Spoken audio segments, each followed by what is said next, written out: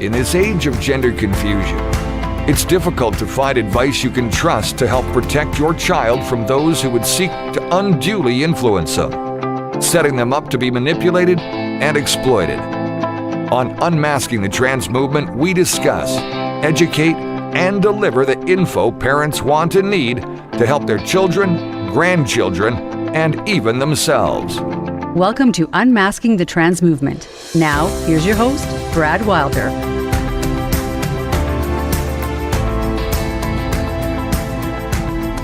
Movement with John Uhler. I'm your host, Brad Wilder. Great to be here tonight. Lots to come on tonight's show. John is standing by, as well as a very special guest, an outspoken guest, to say the least. Her name is Karen Davis. We're going to get to John and Karen and a really great hour of some great stuff, all coming up right after this. Citizens and librarians alike have expectations for libraries, and well-run ones can be amazing for everyone. School libraries are often essential to educating children, and as such, special rules apply for the well-being of children in every corner of the world. The World Library Association aims to counter the woke American Library Association's efforts to indoctrinate and sexualize children and hide content from parents and grandparents. The World Library Association provides decades of experience with libraries, and we want to help educate and apply that experience to improve your libraries, whether you're citizens, teachers, librarians, and even trustees. Our common sense model policies comply with community standards, enabling libraries to become truly useful for everyone in the community, and empowering librarians to ensure they work in a safe work environment. The World Library Association. Have questions? We're always open to talk about your libraries, new projects, creative opportunities, and how we can help you. The World Library Association. See us online at worldlibraryassociation.org. Welcome back to Unmasking the Trans Movement here on this Sunday, June the 23rd, as we work our way through the month. We've got a great show planned for you tonight. If you missed last week's broadcast, there was a lot going on there, and there's a lot to come tonight as well. John Uhler is standing by, as well as our special guest tonight, Karen Davis, who's an outspoken individual who is, well, I guess just a lot like John and I. I'm not sure about her credentials, John, so maybe you could start there tonight and give us a rundown as to exactly who Karen is as we welcome her to the program for the first time. Well, I'll tell you who she is. She's almost enemy number one, public enemy number one for all the trans pushers. When I say trans, what I mean is those that have created and crafted this ruse. What trans is, there are no trans people, trans kids, by the way. There's male, female, boys, girls. For the kids, those are kids that have been exploited and manipulated. And Karen said enough. She got out there. She was so outspoken, had such a large following. They went after her. They've gone after me. They've gone after those that have decided enough is enough. So Karen had a great YouTube following. She's been a podcaster, and they went after her, and she was banned. She's back, right? She's back. So we're thrilled. Karen and I have interacted kind of online. We've intended, I would imagine, at some point in time to get together, but she was great. She and I kind of tag team off of different individuals. We'll be talking tonight about Jen Speck, James Canner, Michael Bailey, the deviant sexologist, all those aspects, all things that are a danger to the protection and safeguarding of women and children. Karen Davis, it's a pleasure to have you on the live stream. Well, thank you. Thank you. I'm very glad to be here. I didn't think you were going to say aspect. I thought you were totally going for a different word there. You got done all those people. Myself. We're shadow banned enough, and just like Karen, at any moment, we all know that the plug may be pulled, so to speak. So, Karen, thank you for those few that may not know who you are. Give us a little bit of background. We have some clips from your YouTube that we're going to play because I was laughing all the way through it. You and I are kindred spirit. So when it comes to the protection of women and children, we all should be able to lock shoulders, standing as a protective wall. And we all quickly find out who is or isn't the real deal, because, sadly, it's going to take people that are willing to take the arrows to say, listen, enough is enough. Very true. So I am a musician and a music teacher. I've been a freelancer for about 30 years at this point, teaching music and performing. And I play guitar, I sing, I write. I also play classical piano. I teach classical piano. I've worked as a teaching artist for quite some time. I'm very glad I'm not in the classroom now. I am in the classroom, but as a music teacher, and I teach pre-K music and dance now. So I generally don't have to deal with any of the gender stuff. But if I were in the classroom now, I would have a very, very hard time teaching gender curriculum. It would be one of those things that I would try to lose every year. It's like, oh, you gave me the kit. Did you? Really? Are you sure? Oh, it's in my closet? It's not in my closet. Oh, there it's in the closet. Well, what do you know? Oh, my goodness. I would be in trouble all the time. So about 4 years ago, I had been spending a lot of time on Reddit. And there was a wonderful Reddit site called GC Debates QT. So Gender Critical Debates Queer Theory. And it was actually a very interesting place to engage the people that I call opposite sex impersonators about their opposite sex impersonation and their motivations and what they were trying to achieve. And it seemed back in the day that there were two groups, that there were people who actually did seem to believe that they were, should be, or could be members of the opposite sex, but were not, and were very distressed about that. And then there were the people that just hated and envied members of the opposite sex. And it seemed to be a fairly even divide between the two groups. But Reddit banned that site, and they also banned, there was just a gender critical site where people who are gender critical could discuss various aspects of being gender critical. So they banned that. Karen, when you say gender critical, for those that don't know the GC or gender critical word, what is that? Mm-hmm. Because of course it sounds like we're negative, or what is GC? What's gender critical? Well, what it did mean was that you understood that one cannot change sex. The biological sex is real and immutable. But I'd say like 4 or 5 years ago, that was a somewhat controversial statement among, if you were talking to opposite sex impersonators, but for your run-of-the-mill, average, everyday person, it was like, of course you can.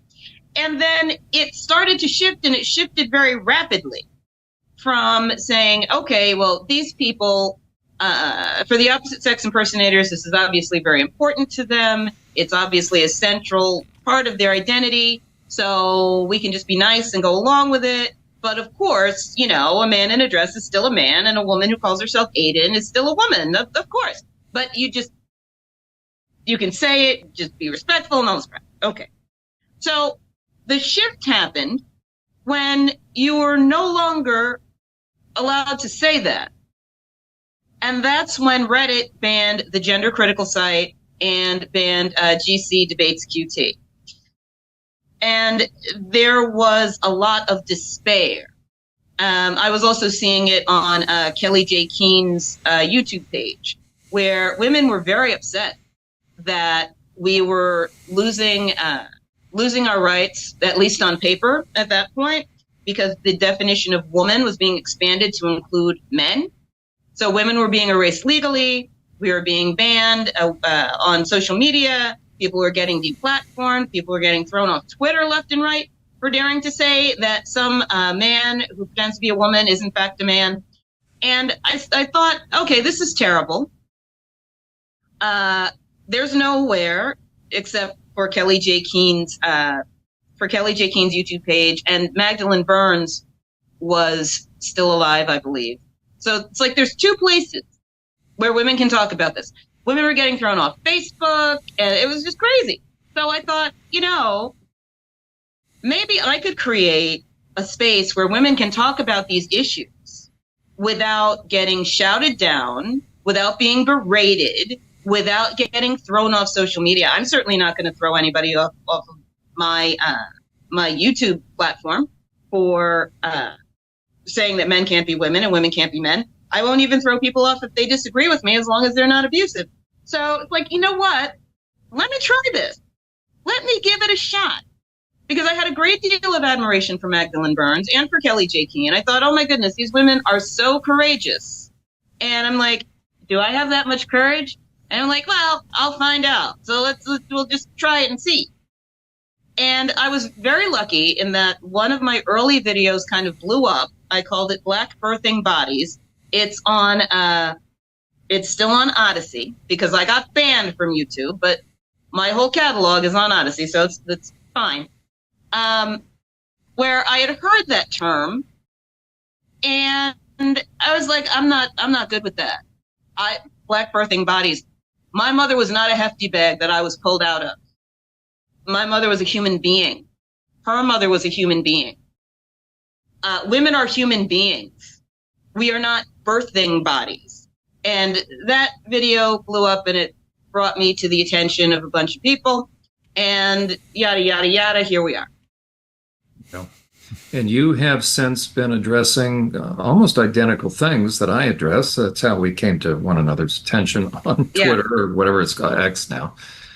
So in my estimation, we don't have really radical stances. We simply say there are males and females. Female spaces should be preserved as they always have been for women. No guy needs to be in any woman's space. If he has intentions of doing that, he has no good intentions. Kids should be protected. Sexually deviant men should stay in the clubs. They should not be around women and children. They should come on our show is where they should be. That's what they should be doing, is staying home on a Sunday night and watching the program. Of course they should. That's right, because then they could sit there and watch Karen and get educated, quite frankly. So, exactly. We want to say hello to some of our viewers tonight. We want to take a quick minute to welcome Pretty Weird Duck. We want to say hello to I Love X. Ryan Pennington is on board as well. So, hey, thanks a lot for being here, everyone. You've got a question for Karen. By all means, this is your night to get your question in. Karen's here to educate and give you all kinds of information that will, I guess, enlighten everybody who's watching, whether it's your first time or whether you're in the moment and in the movement. We have a chance to educate all of you, and that's what this show is created and all about. Right, and Pretty Weird Duck, thank you for reaching out. I'll still be in touch. My apologies. Like a lot of us, we get waylaid with pressing matters. But I want to introduce people to Karen's YouTube channel. I was watching a number of her videos and just laughing out loud because not only is she brilliant and she's funny, but she has such good wit and is sharp, so to speak, because of her intelligence. So what I want to do, let me see if I can coordinate. Her third person is really well done. I mean, she can be another person over there and commenting on it and then bring herself into it. And the back and forth there is amazing to watch. Right, so, yeah. I was an acting major. There you go. I spent 4 years and a lot of my parents' money learning how to do that. Well, that actually is the creative part of you educating, and it's well done. And that's the part that we love on the show. Same thing with another individual we had on recently, which is Alvin Louie. He's excellent with the words and selecting that and really, I guess, creating, a welcome, and then you're doing the same thing. When you talk that way and you express yourself that way, it's welcoming to our viewers. It's welcoming to us as hosts and the expert like John. So yeah, we appreciate it very much. Well, and I want people to not only get a sense of Karen's channel and what's available, because we're all about education, we're all about resources here, but also the topics that, Karen, that you cover. You cover current events, and so I've got 4 clips lined up, so we're going to listen to you, and then... to put my glasses on for this. Okay, and I get this prepared because you are talking about current day things as I do, and these are serious issues because this is impacting the safety and welfare of, as far as the safeguarding of women and children. And so these come right from your channel. We're going to watch about 4 3-minute clips worth. People can go on to your channel and watch this. As a matter of fact, in the other 3 clips, I have it minimized so they can actually see your channel. But go ahead and give the name of your YouTube channel. How can they find it? It's called You're Kiddin' Right. So it's YOU_REKIDDIN with the apostrophe after the N, comma, RIGHT.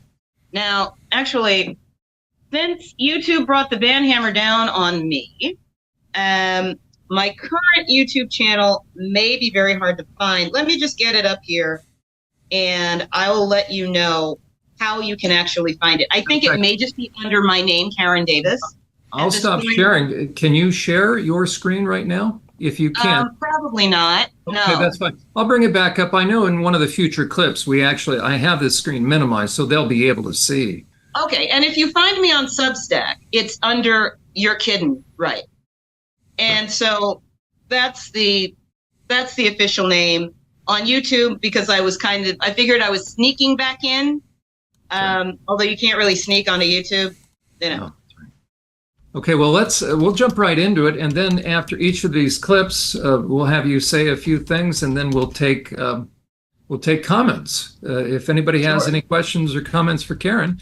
So she's talking about the same things we do here, the dangers of these different men. So these are men in women's underwear and drag that are posing to be men, and in this case, shock of all shocks, we have a guy that was soliciting a teenager with pornography, essentially, and posing as somebody who he's not. Karen does a brilliant job commenting and analyzing. Wonderful. All righty. What have we here? Well, this individual is a vulnerable community member who was found to have engaged in some rather untoward activities with some very young girls online.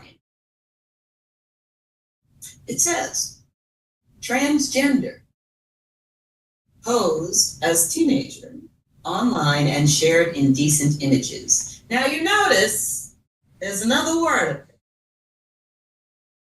woman. Now I ask you, oh TERF, oh transphobe, oh sane person, in looking at this individual, do you see someone who looks as if they're any type of woman?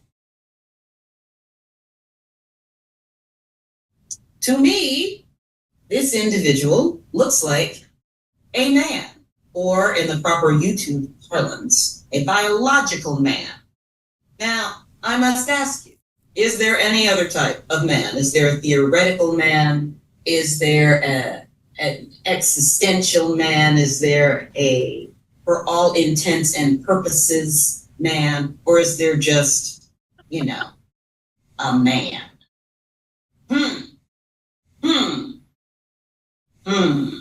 Let's get into the article, shall we? Here we go. And I want to thank Lucy Jenkinson for supplying us with this. It says, a transitioning offender. You can imagine for yourself the word that I redacted. A transitioning offender who posed as a teenage girl online and shared indecent images told the court that wasn't me. So I guess we are in the realm of the theoretical, since this individual can be some type of woman. Acts committed by said individual could in fact have been committed by somebody else. As you know, this is where we live now.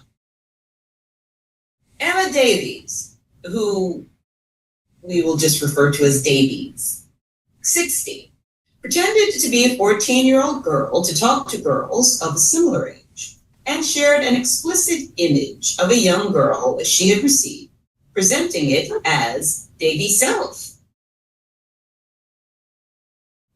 That's a whole kind of special, isn't it?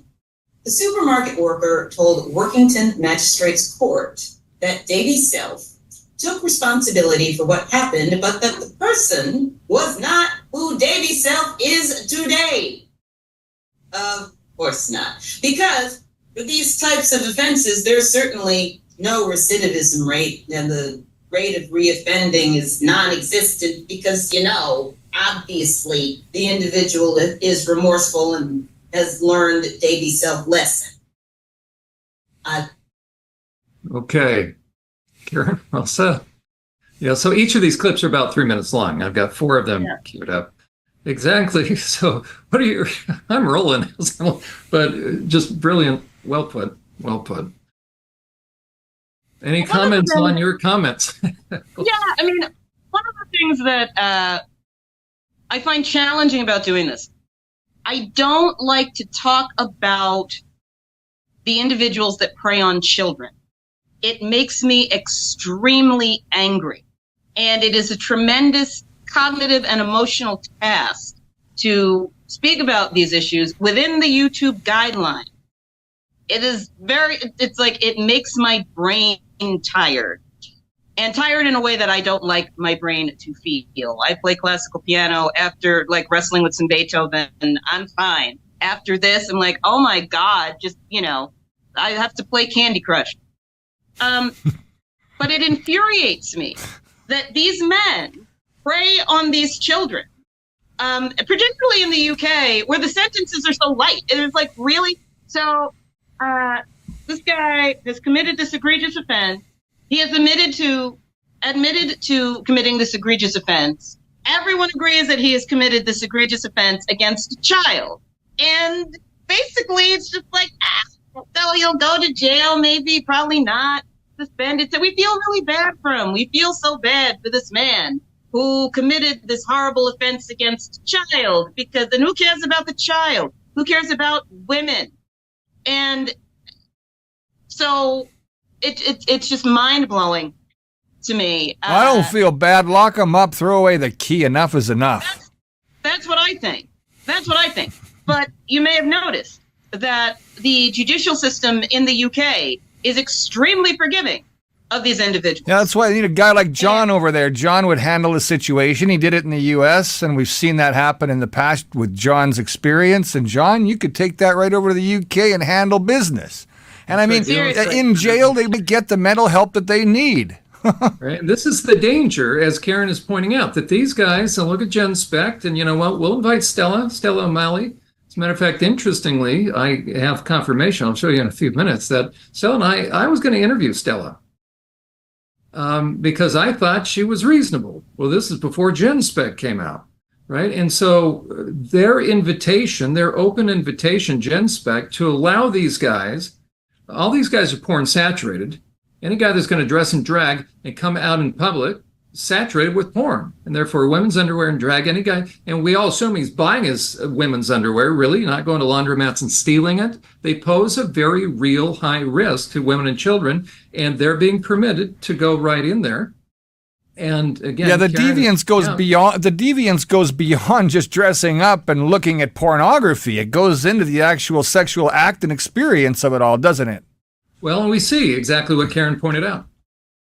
Right. I mean, one of the things that seems to kind of go over people's heads is that when a man who cross-dresses for sexual gratification, which most of them do, when they come out in public, they are committing a sex act. So we are witness to public sex acts. A lot of people think it's harmless. I'm like, well, that's kind of a new thing, because male public cross-dressing was illegal in New York City, I believe, until Bill de Blasio. And I don't remember the year offhand. It was either 2011 or 2015. So up until fairly recently. And it was because people knew that these guys are coming out dressed like that because they are committing sex acts, and also because they are soliciting. So it is a form of prostitution for some of these individuals, which then kind of pollutes the area, wherever they are, for everyone.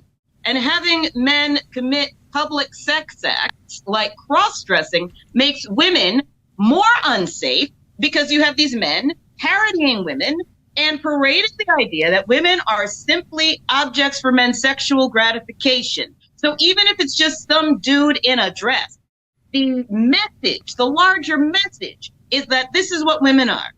Well, women are perverted men in dresses. You got going to airports and stealing women's luggage just as bad. I mean, that's that Sam guy, right? So, right, Sam Britton.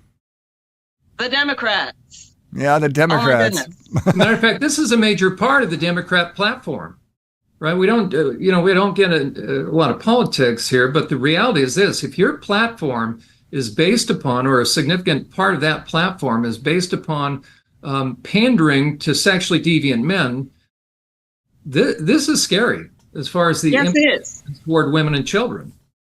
Biden is actively going after the erasure of women's sports, but those deviant guys want access to the locker rooms. That's all. That's it. Like with WeSpa, right. That perp went into WeSpa, and all the deviant guys, including Antifa, showed up when the women were protesting outside to beat the hell out of the women. This is a very dangerous thing for women. Brad, let me ask any other comments. I'm having a hard time because I'm enthralled with this discussion with Karen, so I'm having a hard time multitasking to look at the comments. Some of our viewers are actually in our chat room are connecting, and they're in the same city, and they're talking about that kind of stuff. So when that starts to happen, that's the community part of what we try to do as well, to bring people together, to get them interjecting and joining in their local movement to help. Get out there and stop it, whether it's with the school boards or whether it's with the drag queen shows that are going on in public libraries, just to name a few of the things that are happening. But if you do have a question tonight for Karen or John, by all means, you're watching along, please, by all means, let us know and chat, and we'll definitely ask the question for you. There we go. We're going to feature now clip number 2. Karen, where you are pointing out how serious this fight is to protect women and children against those that would permit them into the spaces of women, of actual women and children, against these deviant guys. I love turpery at events and at protests, but when you have the spontaneous, the impromptu turfery, that makes me very happy. Thank you, Libs of TikTok, for posting this. Now, originally, this was posted to the woman's TikTok. Now, what is this example of turfery, you're asking? Well, a woman was at Angel City Brewery, and was having a meal, had to go to the restroom, and found a man in there, and then spoke to people in charge about it. So she Karened out and asked to speak to the manager. Go. That's awesome. And was told that she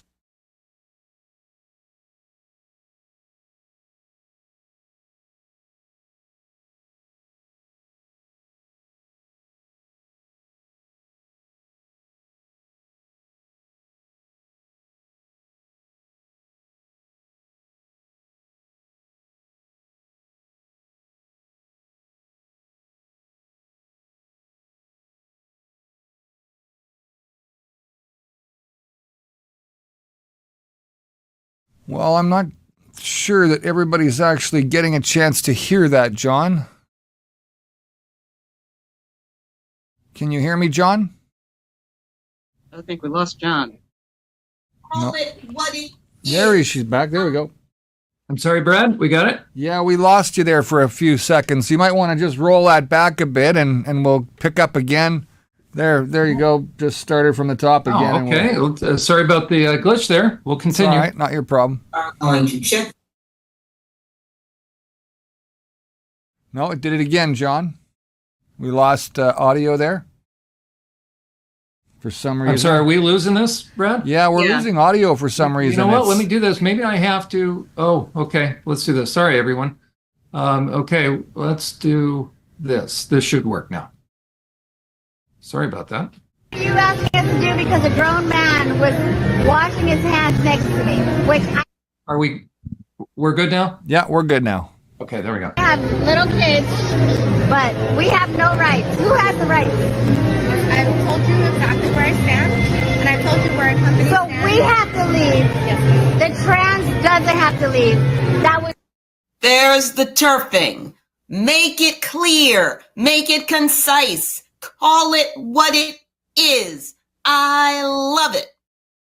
Using the women's bathroom. The man doesn't have to leave who made me uncomfortable. What about women's rights? Who gives a shit? Oh, I just said that. Oops. Pardon me, YouTube. But you understand what's going on here. So Now, this woman is departing from her divinely ordained duty to make vulnerable community members happy and comfortable at all times and in all ways. But Angel City Brewery is picking up the slack by throwing her out. How nice of Angel City Brewery. Prove that he had. Karen, comment on your comments. Well done. Right. Here's that family in a restaurant. A guy in drag walks into the women's restroom. She complains, and guess who gets tossed? Yeah, that is also infuriating, but it's so par for the course. I've been doing this long enough now, so I still find it infuriating, but I don't find it surprising. One of the goals of the transgender movement, essentially, apart from erasing women legally and driving us out of public life and also demoralizing us so much so that we literally go out of our minds and stop understanding who we are as human beings. The other goal is to make sure that people who abide by standard values are demoralized as well. So if you believe that men are not supposed to be in the women's restroom, and notice it wasn't that, the guy shouldn't be here, send the guy to jail, which would be my stance. Like, the guy's a sexual predator, call the cops, he needs to, spend some time behind bars. That's not where she went. She wanted some recognition of the fact that this is something that should not be going on. Very, very basic. But what transgenderism seeks to do is to undermine not only that value, but undermine your faith in that value, and then to make sure that you cannot adhere to that value, even if you want to. It's very insidious. And what it seeks to do is pull society apart from the foundation. It's a top-down movement because it's financed and supported by our government. But what it seeks to do is to go right at the foundation of people's understanding of themselves and of human beings, our understanding of our sex bodies, and also our understandings of family and what is real, what is the base level reality. And they want to yank that right out from under everybody. That's right. Brad, let me ask at this point, are there any questions or comments? I know I'm trying to multitask here. And there are some, actually. Now people are starting to get a little more comfortable on the chat room. So let's just talk a little bit here about one question that's coming in from New Zealand, John. This is a specific one for you. Are you aware that there are people using autism as a defense for rape in New Zealand? This is encouraged by the neurodiversity movement. What's the neurodiversity movement? That's, I think, first time I've heard that on our show. Yeah, there's always an attempt to come up with new terms. There used to be autism, neurodiversity. In essence, is speaking to those that have a hard time with their intuition, quite frankly. And those are the ones that are easily manipulated. And so you have now those that are either purposefully or being used by what I call perp apologists that are confused. They've been sucked into a cult. And so now you have people coming along and trying to hijack or co-opt that term, playing under the guise of being quote unquote neurodivergent or autistic.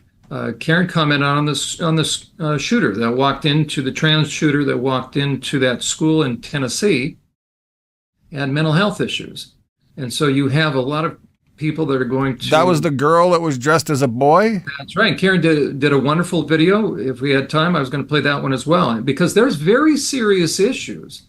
And so people that are ill-intended, that have an agenda, they're using vulnerable kids in this movement and then hiding behind that. So it's hard to hold anybody accountable, because the perps and their apologists, the pushers of this stuff, are very adept, and Karen calls them out. They're very adept at, there's nothing wrong with them, but when you start to hold them accountable, they will decry the fact that they're not well.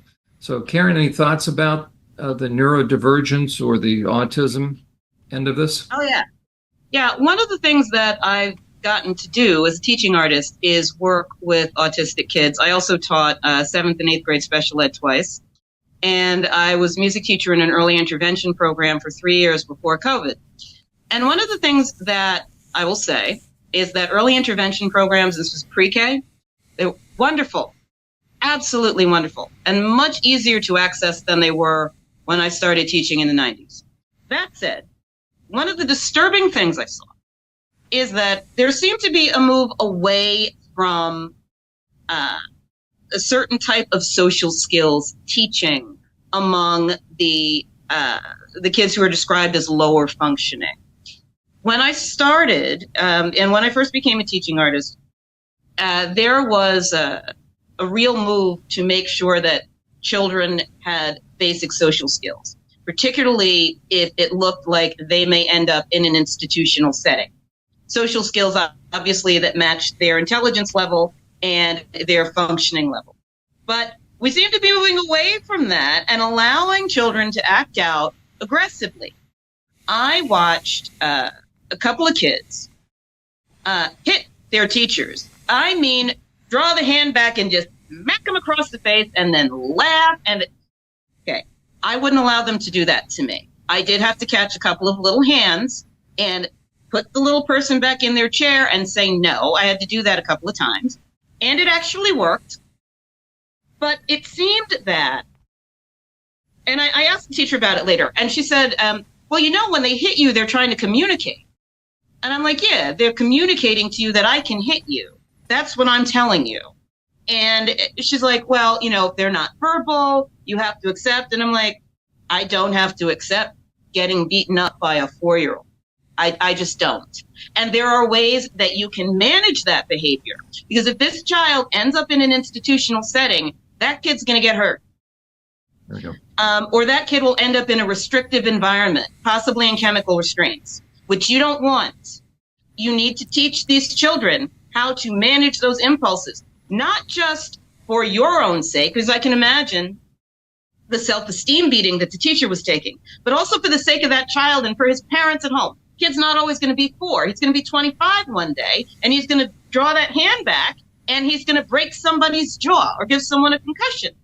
So when I hear about this use of autism as a defense against rape, it doesn't surprise me, because I saw that starting before COVID, where if the child has some kind of developmental delay or developmental disability or neurological impairment, that we're supposed to excuse, we as women in particular are supposed to excuse any type of behavior that child wants to dish out. So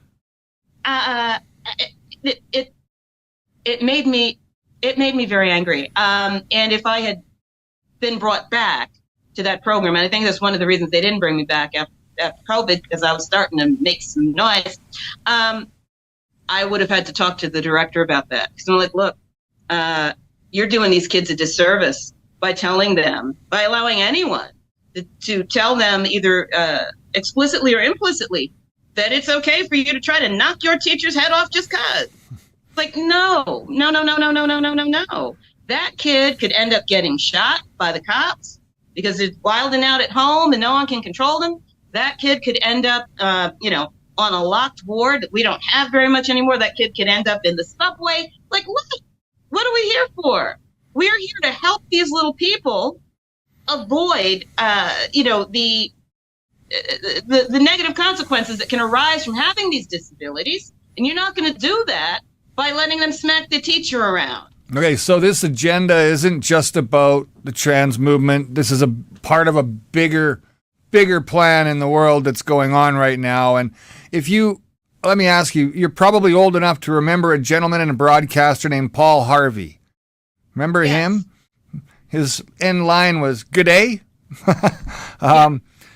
He wrote this back in 1965, and it's called "If I Were the Devil."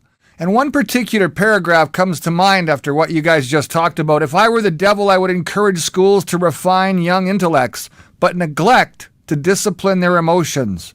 Just let those run wild until before you knew it, you'd have drug-sniffing dogs and metal detectors at every schoolhouse door and porn in every school library. Yep.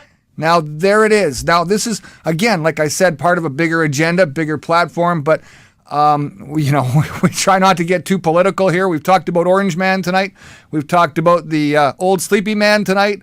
Now we can talk a little bit about, what's going on in the world from the devil's side of things, because this is an evil plan that goes deeper than just a trans movement. But this is that one distraction where they are starting to really, I guess, leave our kids alone really makes sense in this situation, doesn't it? Well, what we've got here, Karen, we've got a graphic. I saw these different graphics, and I overlaid it on the voting districts, or which districts in the U.S. are dark blue or under the quote-unquote Democrat Party influence. Interesting. So here are the major locations of the largest transgender dispensaries. Okay, those hospital systems. You see a lot in California, of course, Kaiser Permanente, which is now being sued by Chloe Cole. But interesting, look at this little cluster down here in Texas. You can see kind of the areas down here. We've got some in Middle Texas, interesting little blue. Look at in Florida. And you go up the Eastern Seaboard. Very similar. You see them in the blue areas, so you wonder, what is that about? Well, let me go on to the next slide. So could be happenstance, but it's very interesting in the Democrat-controlled areas, those that favor the pushing of hormones and calling men women and women blurring all that, and also removing the safeguards for women in prison, meaning putting these deviant guys in there, and removing women's sports, allowing deviant guys to access the locker rooms. Here's another one, by the way. Sex trafficking. Very interesting. Now, again, does that not happen in a conservative district? Of course it does, but at the same time, the numbers speak. So very interesting overlay. Same places, right? Same overlay in blue. Okay, so here's sex trafficking. If you get a kid, you cross their boundaries long enough, you confuse their intuition, you get them into the trans movement, they're easily exploited. Here is, let's do another one. Okay, here are the locations of the riots. Right, what year? Sorry about that, I got mine in 2020. Very interesting. So again, is this correlation equals causation? No, but I tell you what, very interesting. Let me see if I have, nope, that's the one for right now. But Karen, your thoughts on that, along with, this is what you want people to understand. This guy is serious. This may have been taken from a Kelly J. Keene rally, but these folks, they're not fooling around. And also, why don't you, Karen, describe what is TERF? Because can you imagine anybody walking around with a shirt saying kill? He's saying kill a group of people. Mm-hmm. Well, TERF stands for Trans Exclusive Radical Feminist. And that used to be a pejorative term. A lot of people were very upset about being called TERFs. So I wrote a wonderful TERF anthem called I'm a TERF. And because I figured we might as well embrace it. It's not going anywhere. You've got TERF mail actually on the chat room. Says, the question for Karen, would she be re-recording or recording her amazing protest songs and putting them up on her channel again? They were so great, and no one makes TERF anthems like you do. Keep reminding me. I will. So it was an insult, and now I think it's a compliment. Because in order to be a TERF, you generally have to withstand a lot of abuse from the trans rights activists, and also from other women who are supposed to be on your side, who expect or want you, as a TERF, to understand that certain men who wear dresses should be extended privileges, while other men who wear dresses should not be extended those privileges. There are certain women who call themselves men who you're supposed to understand, but then there are certain women who call themselves men who you're not supposed to understand. So if you are what they started calling a hardliner, if you're a hardline TERF, you've gotten it from both sides, from the trans rights activists and also from the gender criticals. And the gender critical movement is kind of splintered, where you have now gender critical people who think that certain male cross-dressers like David Hayton and Phil Illey, just to mention two, or Blair White, are good ones, and the other men in dresses are not good ones. And the bar between good ones and the not good ones is that the good ones admit they're men and the bad ones don't. It's just so people don't understand who Phil Illey is, and you're making such a good point, right? Just because he said, I'm not a woman. Yeah, but his book is all about male sexual deviance. Any guy that's willing to do this is highly saturated in porn. And the question, this was taken from a Gen Spect conference, and they allowed this guy to be in here when this place is saturated with sexual abuse victims. Yeah, that kicked off a whole and we're both familiar with this gal who goes after anyone who dares say that men should not be in space, men in women's underwear and drag. And Sierra Ware is known for the most ruthless of things. So we both, Karen, you and I have been on the receiving end of that. Unfortunately, yes. She is not credible, to say the least. Yeah, I thought that was quite interesting. Because the whole point was that a man in a dress is a man in a dress. And for the purposes of protecting women and children, that man's motivation for wearing that dress does not matter. It really doesn't. It's important to him, his therapist, whoever he hangs out with, and possibly his lawyer. For women, protection of women, liberation of women, protection of children, it doesn't matter. He's a dude in a dress. And whether or not he has gender dysphoria, which I'm sure it was very rare. I'm sure it's still very rare. Or if he's a transvestic fetishist or what, it doesn't matter. He's a man in a dress. He doesn't need to be in women's spaces. He can discuss his motivations with whomever, but for the purposes of this movement, they are completely beside the point. So that seems very straightforward to me.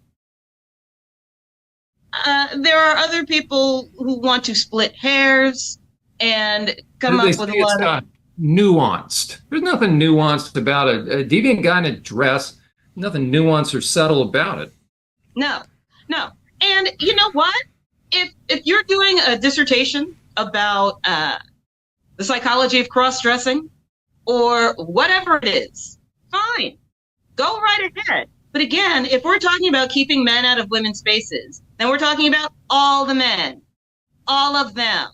It does not matter. It doesn't matter if he's your friend. It doesn't matter if he's your friend's friend. It doesn't matter if he's your husband. It doesn't matter if he's your brother. It doesn't matter if he's your next door neighbor. It doesn't matter if he's your son. Men in a dress, no men in women's spaces. End of. There you go. And there's a whole, there's a number of individuals that are academics that have been used and are more than happy to lend their perspective. And these happen to be, so Karen, let's talk just for a moment about a couple of these because they're associated in one way or another with Gen Spec, Stella Malley, right? Yes. And this has created a great deal of confusion when it shouldn't. You and I together individually have called these guys out. Just to name two, and if they want to come on any of our programs and debate, more than happy to do that. So the first is James Canner. His position is that the P, which stands for pedophile or pedophilia, should be added on to the growing alphabet list of the LGBTQ+. Yeah, no, that shouldn't be there at all. I'm going to be the first one to say that on the show. There's Stella. Just so people can see that Stella Malley had called me on November 19th on Skype because we were trying to set up an interview, she and I together. She has never responded to me publicly, so she acts like she doesn't know me. I came across that the other day. Let me scroll down. Here's another comment by, James Canner, one about bestiality as well, so it's in here somewhere. Karen, any thoughts about James Canner? Then we're going to feature Michael Bailey just for a moment. Yeah, just on my first iteration of the YouTube channel, Cantor actually popped into a live stream. And he was talking about he was talking about the destigmatization of the desire to rape children. And I asked him a very direct question. I said, what would that look like? Are we talking about ads on TV or ads on social media, like before you put your hand on the child, call me? Are we talking about billboards along the highway, like you see the billboards for, medications you can take to stop drinking, or medication you can take for, to stop doing drugs or whatever? It's like, are we talking about that? Are we talking about the destigmatization being so complete that now someone can go to jail for child molestation and get a job in a preschool? What are we talking about? I wanted some specifics, at least one specific. He would not give me any. I was also thinking it could be something like, okay, if someone goes to jail for a sexual offense committed against a child, it's mandatory that they have to have X number of years of therapy in X type of program. None of that. Now, I found a screenshot of his, or a screenshot from a Daily Mail article. I have another screenshot of his. Oh, okay. So there's another one to let people know what kind of individual this is. So Z is zoophilia. It's a rebranding of bestiality. You notice how he's parsing. This is really dangerous and deviant. So zoophilia is a sexual attraction pattern. Who's going to put it like that? Sexual attraction pattern of what? Of men that are wanting to rape animals. Is James Cantor a pedophile? Is he zoophilia or whatever? What is he? He must be part of this whole movement if he's got to be participating in this crap. Well, we won't go so far as to say that, but I'll tell you what. We have, let me see if we're going to talk about Michael Bailey, but watch your eyes. I've just loaded a few things. Everybody watch your eyes. Okay, this was from his Facebook account. These are just a couple of things, by the way. We're not going to camp on Cantor too much here, but very much. Look at it. He posted these stories. So last night's election, so he's really excited. We've got more activists in government. He posted a thing about therapy and kink. This is extremely dangerous, by the way. If you take a sexual abuse survivor and suggest she involve herself in kink, that means you're allowing some guy to put his hand around her throat and do other things. They blocked out the picture when Cantor didn't, but anyway, so he's got, again, minor attracted adults, MAPS. He tries to reframe pedophilia. And then we'll go into, he pushes Pornhub. Oh, there's the bestiality one right there. So during the lockdown, he was pushing Pornhub. I think we had, there we go, and furries. Okay, so he pushes furries. He sees nothing wrong with furries, and that's it for James Cantor. But he has been featured on Jen Speck's podcast, interviewed by Stella O'Malley. Yes, he has. And he's also on the Virtuous Pedophile website as a supporter. Cantor advocates for sex offenders to get sex dolls so they don't actually go out and get a real child. And my thought is, really, bro, look, that's practice for them. And do you really think one of these individuals is going to content himself with a silicone replica? It's absurd. It is absurd on its face. And he also is quoted by the Daily Mail of saying, and this is part of the destigmatization of the desire to rape children, says the evidence suggests it's inborn, it's neurological. Pedophilia is the attraction to children, regardless of whether the person ever harms. So what he's saying is that the desire to rape children is a neurological impairment. And aren't we supposed to care about the neurologically impaired? As we were talking about earlier, with people using neurological impairment as an excuse for rape, here it is. Here it is. There it is. And again, all he can show is the white matter, which is neural activity, is larger in certain areas. Well, yeah, if you're focused on something a lot, that area is going to grow. Let's also now shift, just in the interest of time, Karen. Sorry, I'm all over the place, but I love getting your thoughts on this. Stella O'Malley, head of GenSpec, recently published with another sexologist that you and I have serious concerns about, named Michael Bailey. We're going to set this up for the audience. Who is Michael? If you think I would have this guy, that I would publish with this guy, it's unbelievable. Here is a little story about Michael J. Bailey. For explicit details about others. Some unusual extracurricular activity at Northwest University causing outrage. With the story, we have Kevin Helliker in the Chicago Bureau. Kevin, tell us what's been going on. Well, Simon, ever since word leaked out that at a Northwestern University professor held a demonstration after class that included sex between a man, a woman, and a sex toy, outrage has been growing up in Evanston, where the campus is. It's been growing across the country among Northwestern alums. And then coming to the defense of the professor are his colleagues in the world of the study of human sexuality. Okay, and the university flip-flopped a bit. Initially, they supported him, saying the university supports the efforts of faculty to further the advancement of knowledge, and they said some more, and then they flip-flopped, and they're not so happy now. What happened to make that change? I think what happened, very likely, what I know happened, is that the university heard from a large number of unhappy supporters and alums. And and where exactly the president of the university was during the first few days that this scandal or story broke isn't clear. But he came out yesterday with a statement saying he's very unhappy about it, and he has launched an investigation. And in his words, he sees it as an opportunity to clarify what constitutes appropriate pedagogy. Lisa Chavarria is live near the Northwestern University. There we go. So that's Michael Bailey. Now we're going to see a couple of his little clips. And Karen, you actually had shared a couple of them. This was his response about what about an infant if they were if they were raped. And Michael Bailey says, well, I think if he didn't physically hurt them and if they didn't remember traumatically, his actions should be penalized less than had he physically hurt them and they did remember.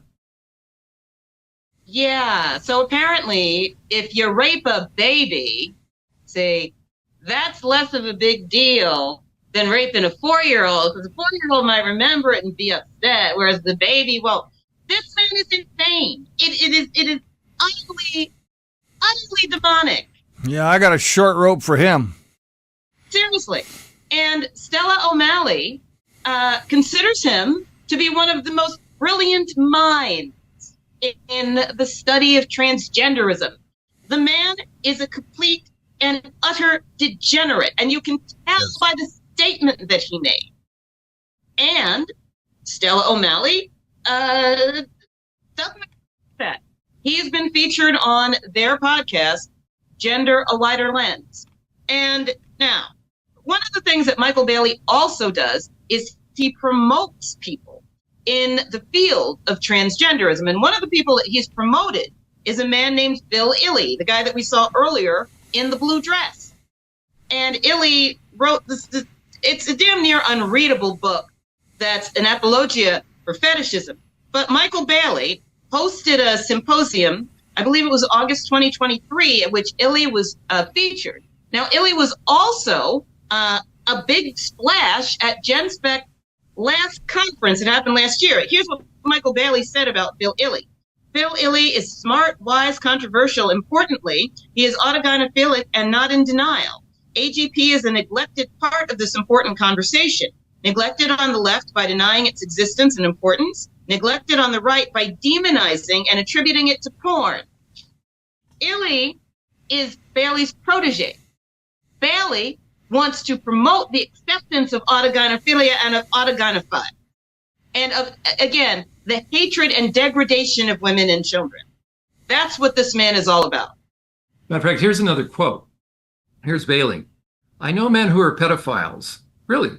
Bailey, how do you know men that are pedophiles? I'm curious. Are you in sex offender treatment? Yeah, I know men who are pedophiles and who have never touched a child sexually. How do you know that?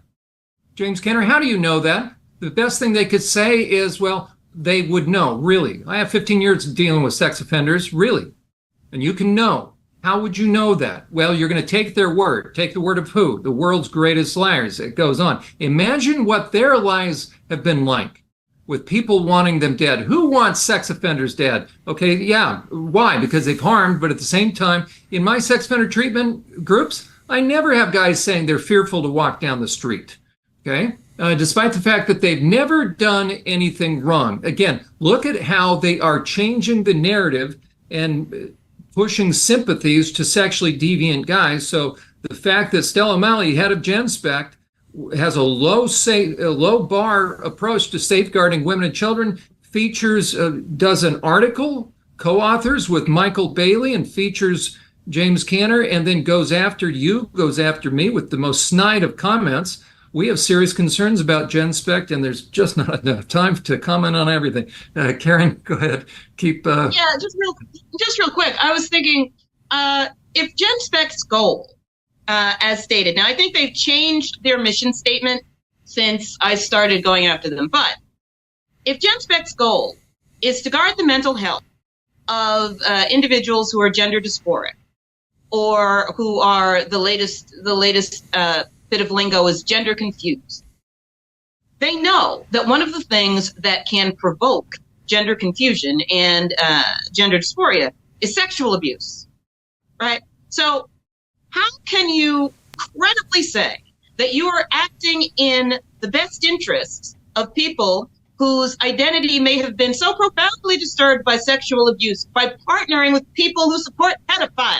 It just blows my mind.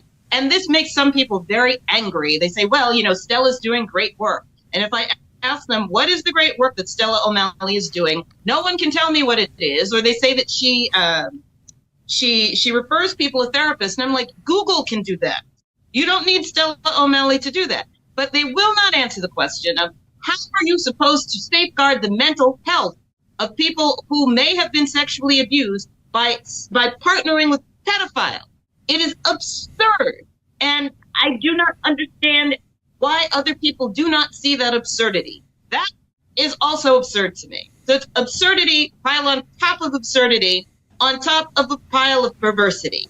It is unbelievable to me. That's right. And she collects around herself individuals or affiliations with people. One we were going to have on here until he unmasked himself as a very slanderous, slimy individual, which I will be responding to in a video, Matt Osborne. So he's a fraud. Yes. He's a little, as a matter of fact, he has reviewed books that are highly deviant. He said they're fine. We will actually, in a video I put together, we'll show some of the books that Matt Osborne has felt is fine, but he is just a twisted little individual. So yes, too bad, Matt. No, you don't get any airtime. You revealed what you're about. Karen, what else, before we start to wrap things up, what are some of the things that you want people to understand? I think I want people to, a couple things. I want people, particularly women, to not be afraid to think about these issues clearly. I want them to not be afraid to understand exactly how malign and malignant transgenderism is. I want them to not be afraid to say so. I want them to not be afraid to resist in whichever way. And that could be in what they say. It could be in habits of mind, whatever. I want people to have their eyes open about how dangerous this crap is, but not to fear it, so that we can push back against it in whatever way makes sense for whomever. Some women go to Kelly J. Keene's events, and they they're out in the street, and I think they're very brave, because pretty much guaranteed, if you are in a major city, a blue city in the United States, that you are going to have to deal with angry TRAs up in your face, screaming at you, possibly trying to be violent with you. Women have been assaulted. They've had their bones broken, all kinds of stuff. So hats off to those women. I admire them greatly. Other women go to sporting events in which men are featured in place of women. And, they say no men in women's sports. They've got the signs and all of this. I admire them as well. Other women are going to school board meetings. Whatever it is you can do, please don't be afraid to do it. The other thing that I would love to see, and I don't know how we're going to do this, because I believe that our politics has been infested with this nonsense. And I think it's just a matter of time before the transgenderists get a hold of the Republicans. I think the Republicans probably cost more, so they're harder to buy. But I think that if they are determined, they will buy them too, like they bought the Democrats. We need a sea change. And I never thought I would say these words. I really didn't. But I think we go back to, if it's possible, our family values. I really do. I went to Catholic school, and there was no messing around with sister. You did what you said, and the story. And my creativity was not crushed. Neither was my spirit. I play 2 instruments. I'm a working musician. Sister Beatrice giving me the ice blue glare of death when I was talking too much really did not damage my soul. Even though I would have said it did when I was 10 years old, at this point it's like, nah, I just needed to shut up. So did everybody else. It was okay. And it was very clear that what my parents said is what I had to do.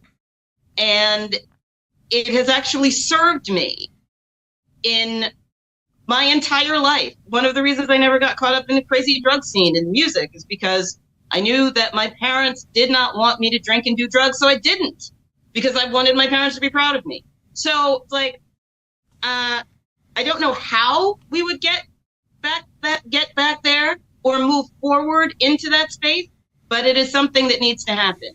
Because if you have a fundamental understanding of who mom and dad are, and also a fundamental understanding that there are certain pillars of reality that aren't going anywhere, transgenderism falls apart.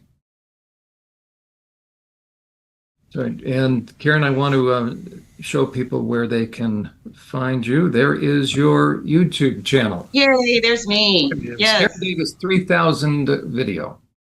Yes, so that's me. You've got a lot of great videos.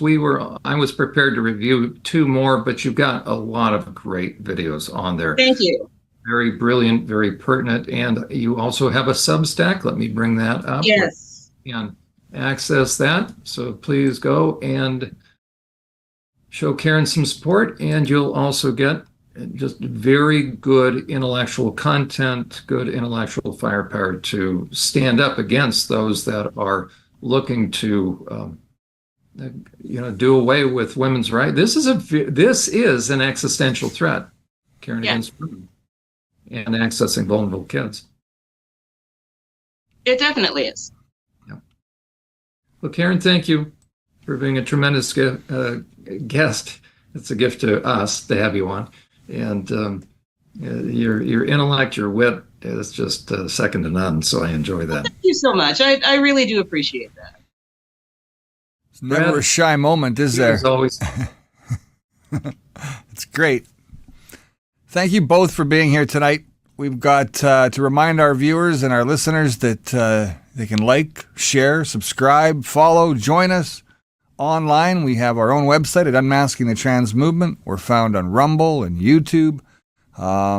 Next week's show, there's a lot coming up again. What's up next week, John? Well, I don't have the calendar right. I should know these things. My apologies. Oh, I think it's Aaron. As a matter of fact, Aaron Cruz. My apologies, Aaron. Aaron Cruz, but Aaron used to be known as Aaron Holmes, right? Aaron Holmes, that's right. Yeah. She's an investigative reporter. Aaron, my apologies. But talk about doing a deep dive into prostasia and unmasking the role that James Cantor has played in that as well. So Aaron now is doing a deep dive into human trafficking, the trafficking of kids.